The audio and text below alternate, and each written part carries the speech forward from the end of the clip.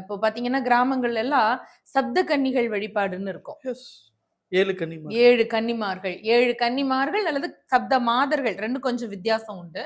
அவங்க எல்லாருமே அம்பிகையினுடைய அம்சம் தான்.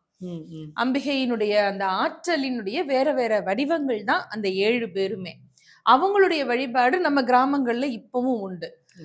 வயல்வெளியில விவசாயம் செய்யக்கூடிய அந்த பெருமக்கள் முதல்ல செய்யக்கூடிய வழிபாடு அப்படிங்கிறது வந்து பிள்ளையார கும்பிடுவாங்க, சூரிய பகவானை கும்பிடுவாங்க. அடுத்தது இவங்க 2 பேரும் எங்கேயோ இருந்தாலும் வயல்ல வந்து வெள்ளாமை ஆரம்பிக்கிறாங்கல்ல, விவசாயம் ஆரம்பிக்கிற போதே 7 மண் உருண்டை செய்வாங்க.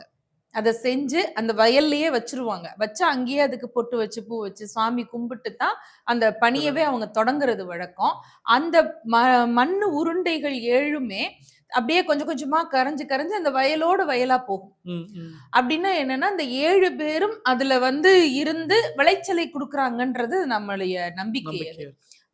பிராமி, மகேஸ்வரி, கௌமாரி, வைஷ்ணவி, வாராகி, அப்புறம் இந்திராணி, அப்புறம் சண்டிகா.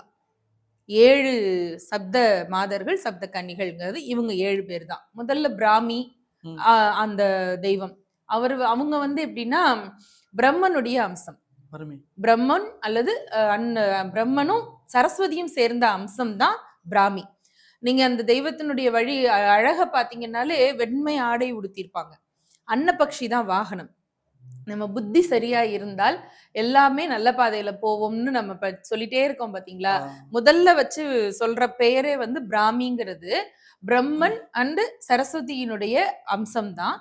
அந்த தெய்வத்தை வழிபாடு செய்யற போது நமக்கு புத்தி கூர்மை கிடைக்கும்.